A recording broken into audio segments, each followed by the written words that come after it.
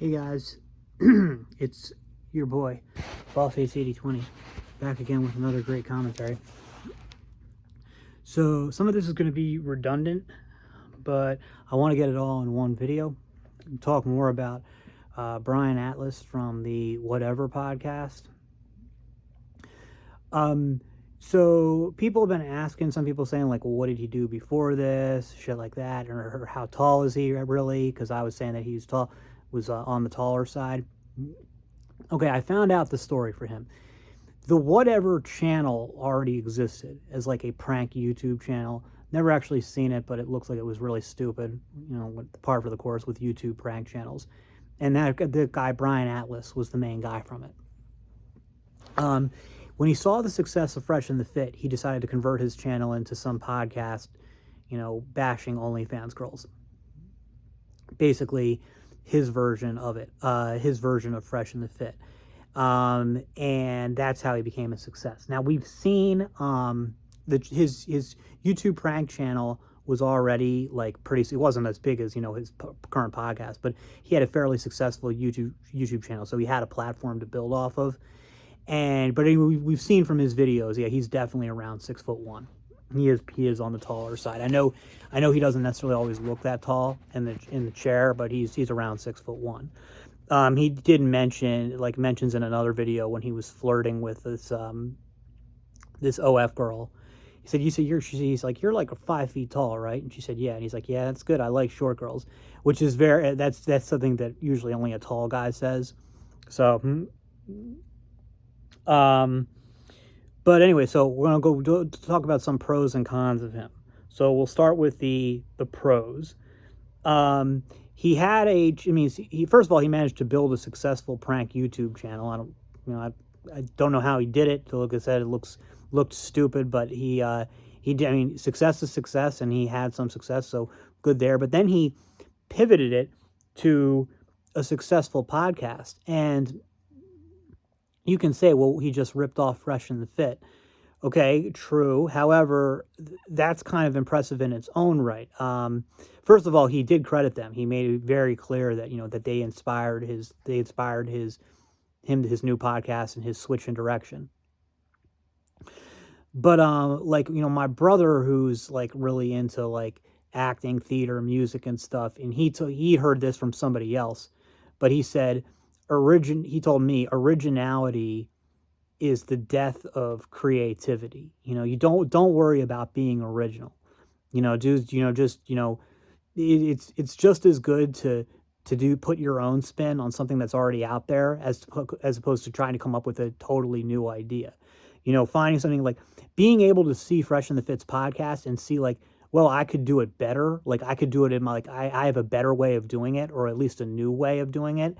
That's like just as impressive as coming up with the idea on your own. So big kudos to him there. He's come up with, assuming he's the one running it, and I think he is, a phenomenal organic marketing campaign. Like make sure the studio is very, again, it's not like the dark, foreboding atmosphere of Fresh and the Fit.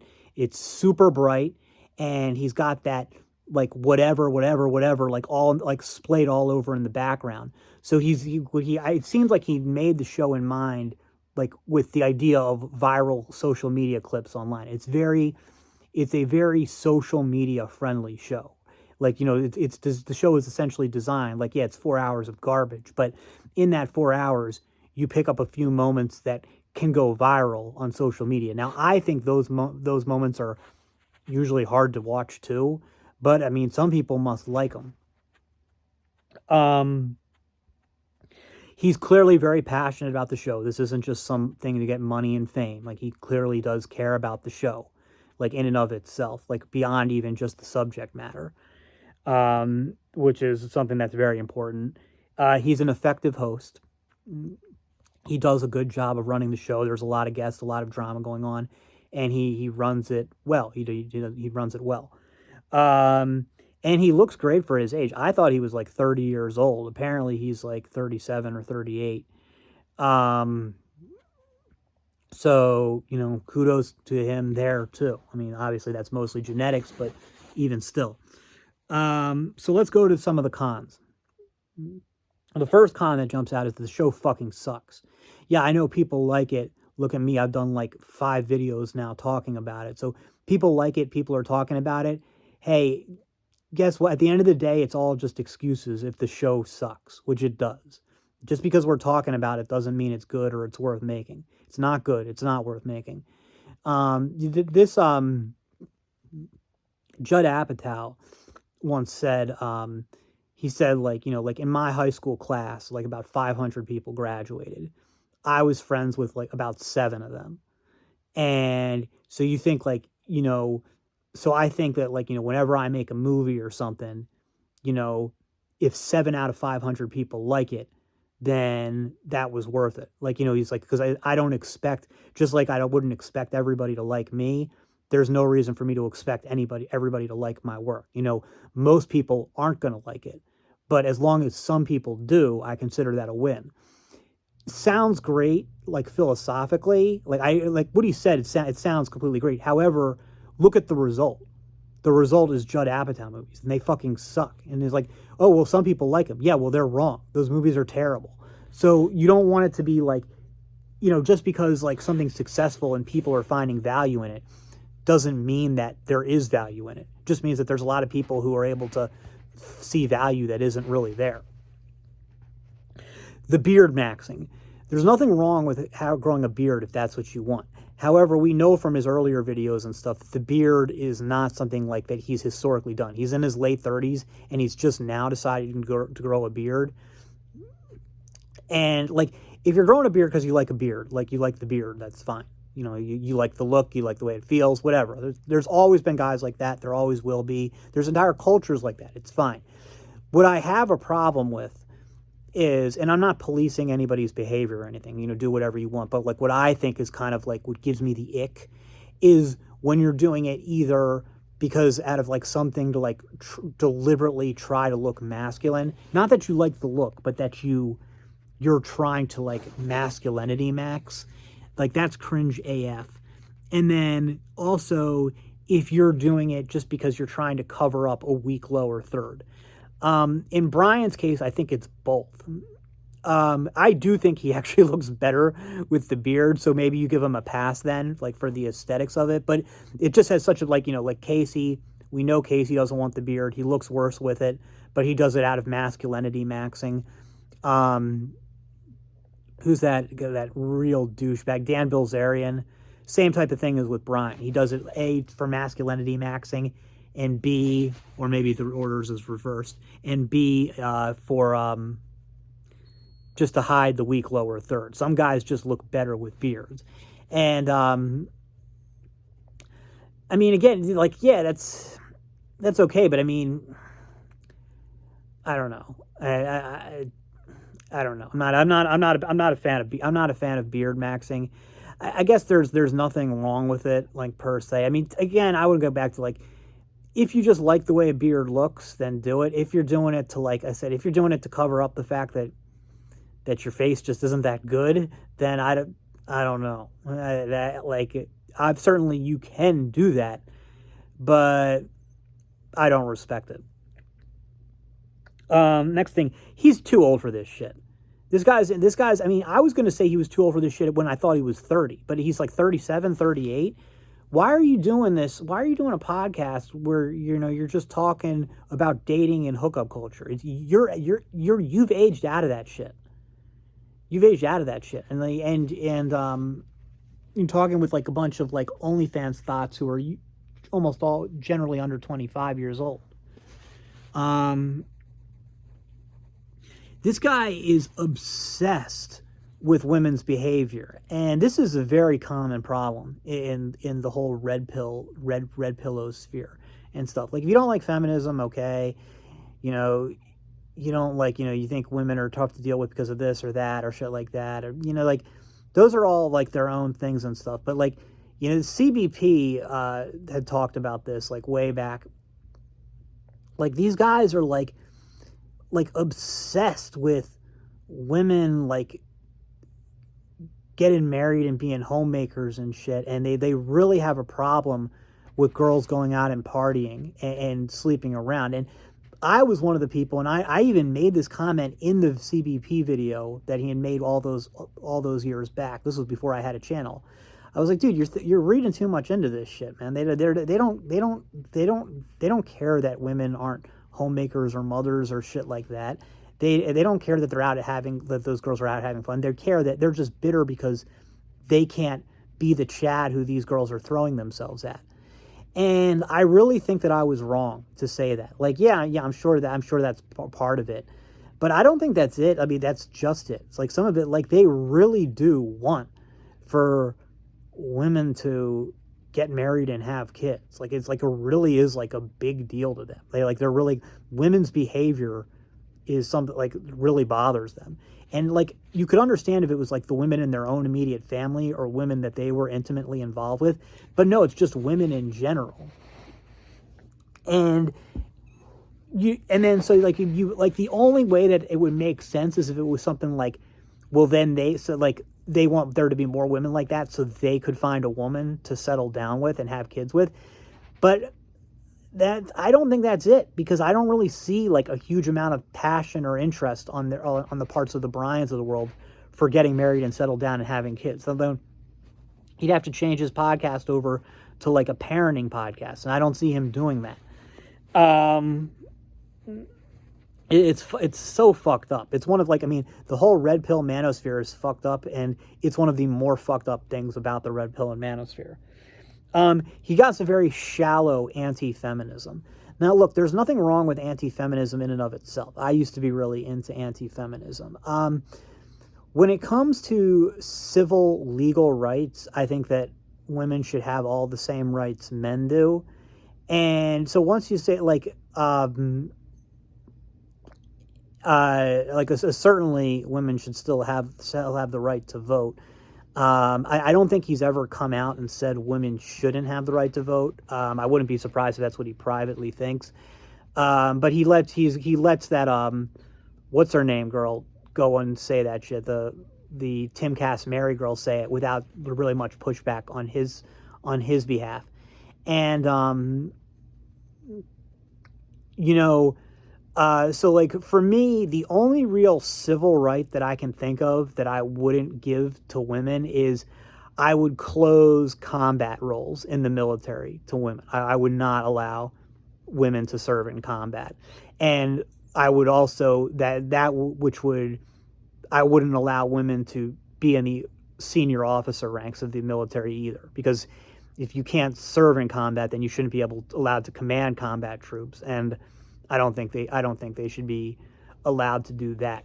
But other than that, now I mean politically that would be unworkable. Both of those things are unworkable. I get that, and it's not a hill I'm going to die on. But I'm just saying that like ideally, those are like in an ideal world, if I was supreme dictator or something, that's the only civil rights I can think of, restrictions that I would deny women. But like I can say that.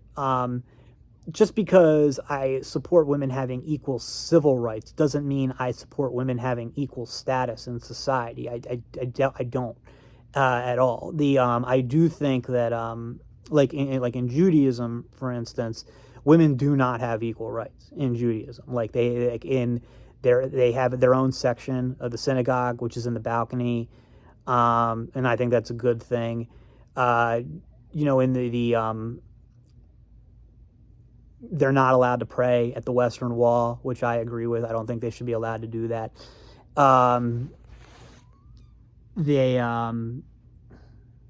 What other restrictions do they have? They have to like cover their hair after they're married. I guess I don't really care about that, but I guess I agree. I guess I agree with that. And there's some other stuff.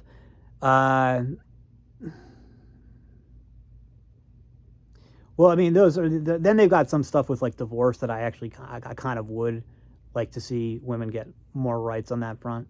But and then they're not allowed to, become rabbis or even become Torah scholars, and I agree with that too. So I mean, those are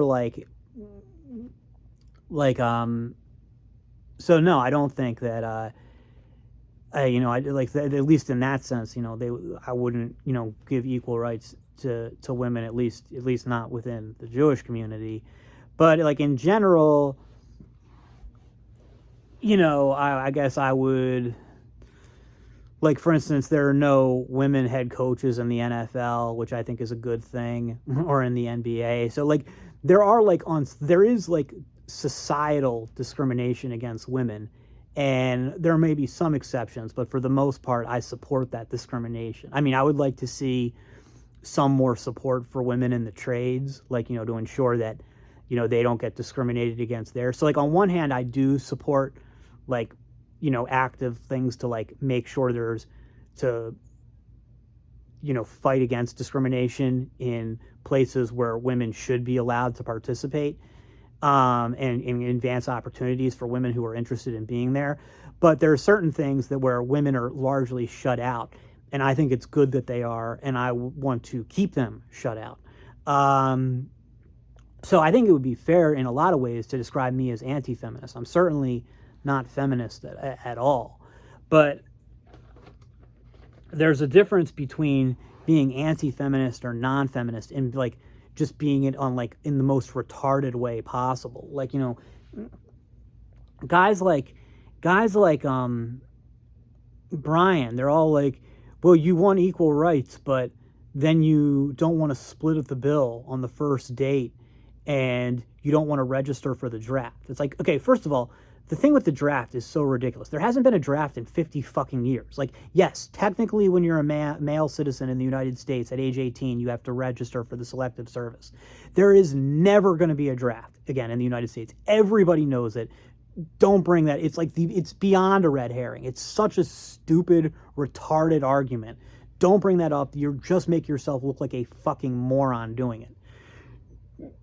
And just shut the fuck. Stop it. And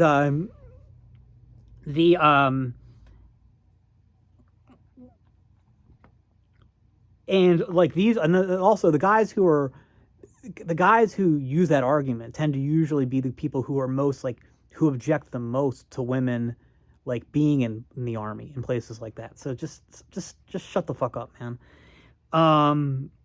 Then splitting the bill on the fucking date. What the fuck, man? Who fucking cares? If you don't want to if you don't want to pay for the whole date, then don't do it. Nobody's putting a gun to your head. What the hell does that have to do with feminism? And it's like, so like they're saying that like women should give up on their rights because in exchange for not having to split the bill at dinner on the first date and not having to register for a draft that'll never happen. It's so stupid. Like if like and it gets back to like what I say, like if you don't think that women should have equal rights, just say it. I mean, even I don't believe that women, like I did it right here, right? Like I was saying that like I'm all for women having rights. Do I think they should have equal rights? No, I don't. And like equal legal rights, sure. Equal like societal rights, status, or whatever. No, categoric no. And but I just come out and say it. Like these guys, like what do they want? Like what's the end game? Where do they want? If you don't think that women should have the right to vote, just fucking say it. Just say it, okay? Nobody will fucking care. You can have an opinion. It doesn't matter. But that's what Brian would probably say, because he does say stuff like this, like, well, men aren't allowed to have standards. Who says that men aren't allowed to have standards? Okay, nobody cares if you're saying shit like, I won't date a woman with a high body count. Like they say, like, will people shame you for it? I mean, some women might. What the hell do you care? Women have like what are they going to do? Like that's literally like the only power they have is to say like, oh, well, you're insecure. That's small d energy for not being willing to date some whore. And it's like if that bothers you that much, if that bothers you that much, the problem is you. You think society at large is going to persecute you for having those standards? No. I mean, what society might get on you about is if you're saying shit like, if you're 40 years old and saying, well, I'm only going to marry like a 19-year-old virgin. then like, I mean, you can have that standard preference, whatever you want, but yeah, people are going to give you the side eye about it, men and women. But the truth is, most men and most women aren't really going to care about most like preferences that you have. Just like nobody's going to, well, men will, like men will get on women about being height queens or whatever, or having financial standards, but like nobody is going to really have a problem with a guy saying like, well, you know, she's got to be a few years younger than me. She can't be overweight, and you know, she can't have a body count over 5. Now, if you're like, some of that stuff might seem a little weird to some people because the kind of person who would say something like that is just kind of like, strange. But I could like see, like, I could totally see, like, I think most people, men and women, would understand saying like, well, like, we clicked okay, but and I liked her, but I just couldn't get over her sexual history. She'd just been with too many guys, and that's just, I just didn't feel comfortable with it. Like, yes, some people would have a problem with it. But that's life. You certainly wouldn't be persecuted. Nobody's saying that men can't have standards and can't have preferences. I think what people are saying, or maybe what people like Brian themselves are recognizing, is that men's preferences are fucking irrelevant. Who fucking cares what we like or what we think? We're not the selectors. So it doesn't matter. It doesn't matter. Like, our preferences don't mean shit. Unless, if you're Chad, but but otherwise, who the fuck cares what we think? It's irrelevant. The women pick us. We don't pick them. So like, I think like it's more an issue of like guys like Brian just being angry at reality than something like some type of societal wide conspiracy against men. Then it just goes to the next point, his hypocritical moralization. He'll get on there, and I mentioned he was talking to that one girl saying like, you're 5 feet, I like that. Well, this was like some OnlyFans girl he was flirting with, and he was like, I do really like you as a person, you're nice, because she was either hitting on him or pretending to hit on him. I really don't know. Like, I know with Layla Jenner that Layla Jenner is not interested in him. She was just fucking with him, but this girl, this some OnlyFans girl, I forget her name, but she was trying to flirt with him too, and he was like, well, I really do like you, I think you're nice, and I know you're 5 feet tall, I like short girls, but no, you're past, it just couldn't, I couldn't, I wouldn't be comfortable, being with somebody like you, even for a hookup. It's like, well, there's so much to unpack there. It's like, first of all, what the fuck do you care? What the fuck do you care? I mean, if it's just something like, look, I'm just not comfortable with that, fine. But that's clearly not what he's saying, well, not what they're saying. It's more like, you're morally beneath me. You're like morally unfit to be with me. I would be bringing myself down morally a level if I got with you. It's like you're on some kind of pedestal here. It's like, so okay, she slept with a ton of guys, and she shouldn't have done that, I guess. Okay, whatever. You don't like that she did that. Okay, but if that's the past and she's done with it, then what's the issue? Now, again, I would, if you would just say like, well, because I'm still just not comfortable with it, fine. But don't act like you're like, so like you're just morally superior, which is what he's always doing. That all of them are always doing. You're not morally superior to anybody. And then he goes on to say like, I wouldn't even get with you for a hookup. It's like, okay, well, first of all, why would you even say that except to try to be hurtful, and or just to establish your moral superiority? Second of all, I thought you were against hookup culture, and if you were like, you wouldn't get it with a hookup with a girl who's hooked up with a lot of guys. It doesn't make any sense. So it's you'll hook up with a girl, but not a girl who engages in hookup culture. Like, pick a fucking lane, man. It's the hypocrisy there is just so fucking, it's just dumb. And then it gets to the last thing of it is he's a bully and probably a psychopath. he really likes to go and bully these girls and then say, look, I wasn't bullying them. Like, I wasn't bullying them. I was being calm. It's like, yes, you were bullying them, man, because you're the one with the status. You're the one with the show. A lot of these girls are overwhelmed. And, they're not used to like these high pressure situations. You're way older than them. And you're the one with the power. You're the one who should be expected to be responsible. And no, you do bully them. You do it in kind of a passive aggressive way, but you still do it. And yeah, you could be a lot worse about it. You could be. I mean, you're not undead chronic. You're not undead chronic, but you're like you're doing it in your own way. In some ways, I think worse than Myron. And and as for Psychopath, I think that's pretty obvious. Like if you saw the thing with the story with one of the clips where it came out that like when this came out after some girl who he kicked off the show, she was mad at him for not saying hi to her when she arrived. And like apparently it came out that he didn't say hello to any of them. And like, they all came to the thing and he didn't say hi to them until like introducing them on the podcast. Dude, that's fucking psychopath behavior. It's not like evil. There's not necessarily anything wrong with it, but it's just courtesy. You've invited somebody on the show, they get there, you say hello. If you don't do that, that's fucking weird. That's weird psychopathic behavior. So yeah, overall, Brian Atlas is his name. Overall, he sucks. That's all for now. See you in the next.